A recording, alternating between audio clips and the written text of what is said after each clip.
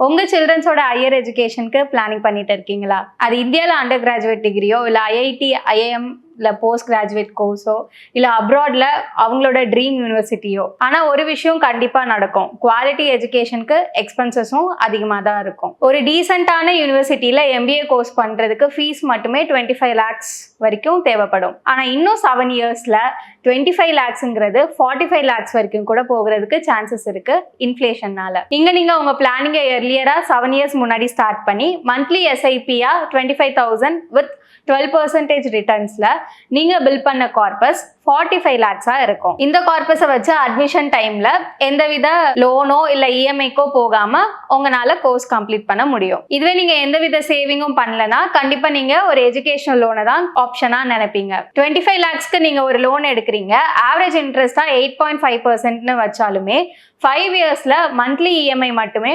40,000 வரும். இந்த எஜுகேஷனல் லோனை ரீபே பண்றதுக்கு கோர்ஸ் முடிஞ்ச உடனே மொரட்டோனியம் பீரியடா 6 to 12 months வரைக்கும் கொடுப்பாங்க. ஸோ உங்க சைல்ட் ஏர்ன் பண்ண ஸ்டார்ட் பண்ணோன்னு ரீபேமெண்ட் பண்ற மாதிரி இருக்கும். என்னதான் டைம் கொடுத்தாலும் உங்க சைல்டோட கரியர் பிகினிங்ல இது ரொம்பவே பெரிய அமௌண்டா இருக்கும். அதனாலதான் ஹையர் எஜுகேஷன் ஃபண்ட் பண்றதுக்கு ஸ்மார்ட் அண்ட் பேலன்ஸ்டு மிக்ஸ், அதாவது இயர்லி இன்வெஸ்ட்மெண்ட், தேவைப்பட்டா மட்டும் எஜுகேஷனல் லோனுக்கு போறது, என்னெல்லாம் ஸ்காலர்ஷிப் இருக்குன்னு எக்ஸ்ப்ளோர் பண்றது, இதெல்லாம் பண்ணா உங்க லோட் குறையறதுக்கு சான்சஸ் இருக்கு. ஆனா உங்களுக்கு கரெக்டான பிளானிங் என்னன்னு தெரியலனா அதுக்கு தான் நாங்க இருக்கோம். M2Wல நாங்க உங்களுக்கு கஸ்டமைஸ்டு இன்வெஸ்ட்மெண்ட் ஸ்ட்ராட்டஜியை பில்ட் பண்ணி தந்துட்டு இருக்கோம். இன்னொன்னு வெயிட் பண்றீங்க, டிஸ்கிரிப்ஷன்ல இருக்க லிங்கை கிளிக் பண்ணுங்க.